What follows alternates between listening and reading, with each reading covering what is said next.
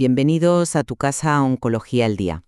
Iniciamos nuestro espacio de análisis y debate clínico, un lugar donde dejamos a un lado los dogmas para someter a escrutinio la evidencia que moldea nuestra consulta diaria. Yo defenderé, la aplicación cautelosa y secuencial de estas terapias, analizando cuándo es vital adelantarnos y cuándo es mejor ser conservadores. Hola a todos. Y bueno, yo tomaré la perspectiva de la intervención proactiva y el impacto real en las distintas subpoblaciones. Hoy tenemos sobre la mesa un tema verdaderamente apasionante, el momento óptimo para utilizar los inhibidores de CDK4/6 en el tratamiento del cáncer de mama metastásico con receptor de estrógeno positivo y ER2 negativo.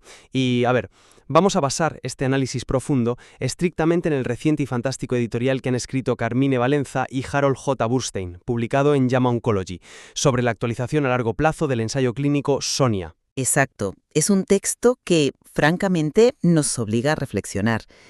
Fíjate que durante la última década la comunidad médica se ha acostumbrado a prescribir estos inhibidores de CDK4/6 casi por inercia, por defecto en la primera línea de tratamiento. Pero el editorial señala un fallo histórico fundamental en los estudios de registro originales. Un sesgo enorme. Totalmente.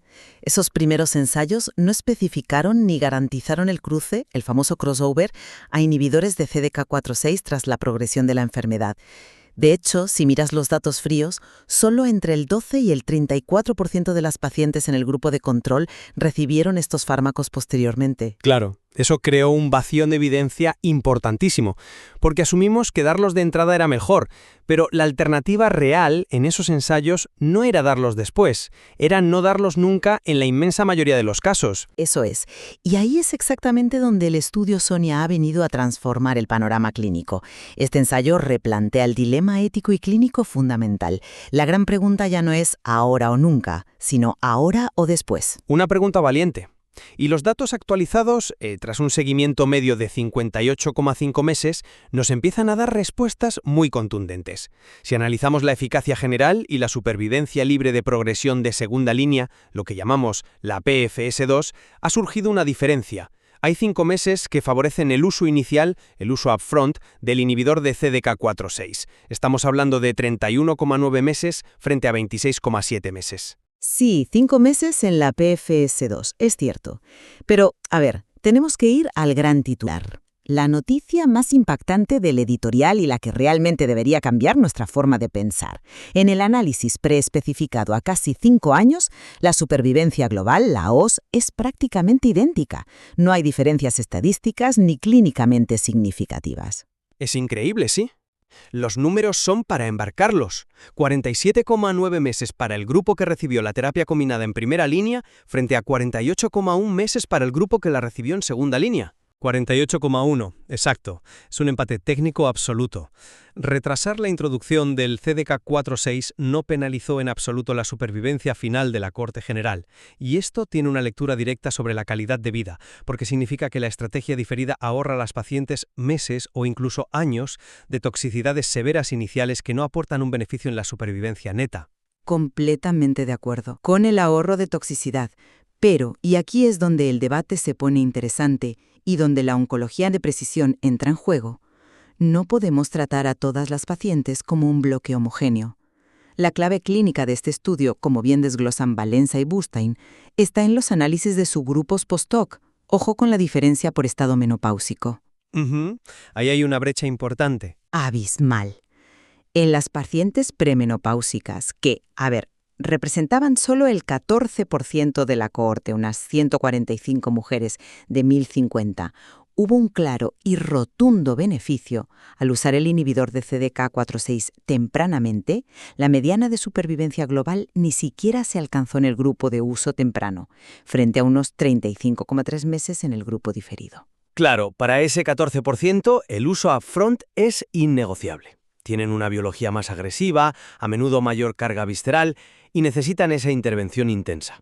Pero yo quiero resaltar el hallazgo clave para el grueso de la población del estudio. Estamos hablando del 86%, 905 pacientes posmenopáusicas. El grupo mayoritario, sí. Exacto. En estas pacientes posmenopáusicas, guardar el CDK4/6 para la segunda línea fue exactamente igual de efectivo en términos de supervivencia global, 46,9 frente a 49,7 meses en la rama deferida, numéricamente incluso superior al esperar, aunque sabemos que es un empate estadístico. El valor inmenso de esta estrategia es ahorrar a una mujer de 70 años una toxicidad inicial completamente innecesaria. Es un argumento clínico de peso, pero el editorial no se queda solo en el estado menopáusico. Introduce otro factor, el molecular. Los tumores que albergan variaciones en el gen PIK3CA también parecen mostrar una preferencia y un beneficio selectivo clarísimo con la terapia combinada temprana. Cierto. Las mutaciones en PIK3K confieren cierta resistencia intrínseca a la monoterapia endocrina. Intentar controlar un tumor con esta alteración usando únicamente un inhibidor de la aromatasa es probablemente darle ventaja a la enfermedad. Exactamente. La biología nos exige esa presión múltiple desde el inicio en esos casos. Pero bueno, por muy revelador que sea el ensayo Sonia, creo que como clínicos debemos mantener una visión crítica. Hay limitaciones prácticas que los autores abordan y que no podemos pasar por alto al trasladar esto a nuestra consulta. ¿Te refieres a la exposición previa a tratamiento, supongo? Sí, ese es el punto débil. Casi la mitad de las participantes en el ensayo eran pacientes vírgenes a tratamiento endocrino, endocrine therapy naive. Esto es vital, porque hace que el control del tumor usando solo un inhibidor de la aromatasa en primera línea sea muchísimo más efectivo en el ensayo de lo que vemos en el mundo real. Claro. En nuestra consulta, la mayoría de las pacientes metastásicas llegan tras haber recaído de una terapia endocrina adyuvante. Sus tumores ya tienen cierta resistencia acumulada. Y el éxito del brazo de estrategia diferida en el Sonia podría estar sobreestimado por esa gran cantidad de pacientes sin exposición previa. Totalmente. Y hay otra limitación que me parece crucial, y es el sesgo geográfico y socioeconómico. El ensayo académicamente es impecable, pero se realizó de forma exclusiva en los Países Bajos. Un escenario casi utópico para la gestión sanitaria. Literalmente. Allí, la sanidad universal y fuertemente regulada por el gobierno garantizó que todas las pacientes tuvieran acceso equitativo e inmediato a las terapias de segunda línea tras la progresión. Eso fue lo que ayudó a igualar la supervivencia global en la rama diferida.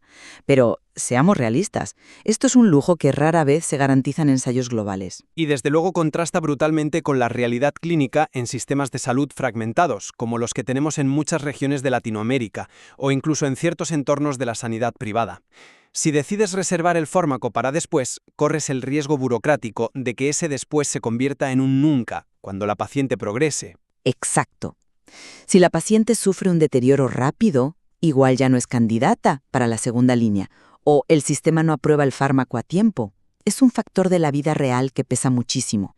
Por eso, llevando todo este desglose a la aplicación en la práctica clínica diaria, creo que el gran mensaje, el take-home message, es el poder de la personalización. Sí, los resultados de Sonia nos permiten por fin justificar una personalización real y razonable del tratamiento, sin sentir que estamos cometiendo una mala praxis por no darlo todo desde el día 1.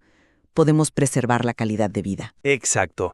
Si tuviéramos que trazar un algoritmo práctico, podríamos concluir lo siguiente. Podemos usar monoterapia endocrina de inicio reservando el inhibidor de CDK4/6 para el cruce en pacientes posmenopáusicas con cánceres mínimamente tratados o vírgenes a tratamiento y con baja carga tumoral. Un enfoque prudente y seguro para ellas. Y por el contrario, debemos reservar la artillería pesada, es decir, la combinación con inhibidores de CDK4/6 desde la primera línea para pacientes premenopáusicas, para aquellas con alta carga de enfermedad, como las metástasis viscerales o con alteraciones confirmadas en el gen PIK3CA. Me parece un resumen perfecto de lo que nos enseña la biología y la evidencia actual. Bueno, ha sido una revisión exhaustiva de un artículo que sin duda marca un antes y un después. Si este análisis profundo aportó a tu práctica clínica, considera apoyarnos en nuestro cafecito. Así es, os invitamos a seguir cuestionando la evidencia con nosotros. Suscribíos a nuestros canales en YouTube y Spotify para no perderos futuros análisis. Hasta el próximo episodio de Oncología al Día.